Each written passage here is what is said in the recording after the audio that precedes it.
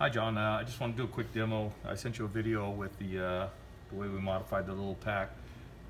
Say you can see right here, I've got this mounted just with a single battery. It's a 2F1 plugged into the battery eliminator here. I got it tweaked all the way up to maximum power. What I'm going to do is run a series of flashes and see how many flashes we can get out of one 2F1 battery. I'd say the only limitation to this is our calculations are that you're pulling about 14 amps out of this battery when it's charging the caps inside the head. That's no problem for our 2F1 battery, but it might be a problem for some lithiums. That being said, I just put a standard 4-pin XLR input on here so you can try different batteries and see which one works the best. So we're ready to go here. You'll see that this fuel gauge is cycling, meaning there's no power being drawn out right now of the battery.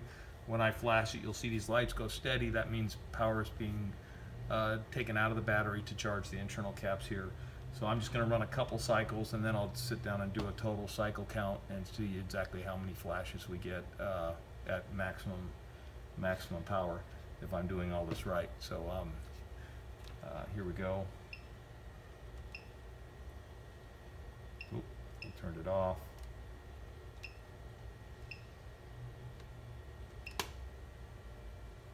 And you see it takes about, I guess, about 2 seconds for it to recharge. If I can get this thing to go.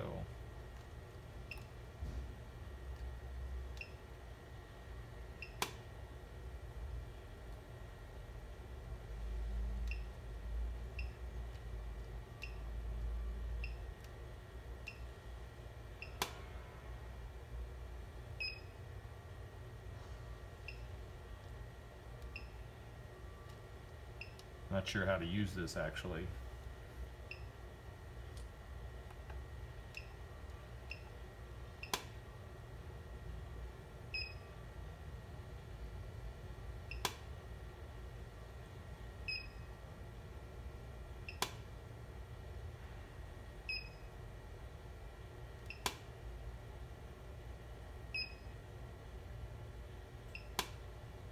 There you go.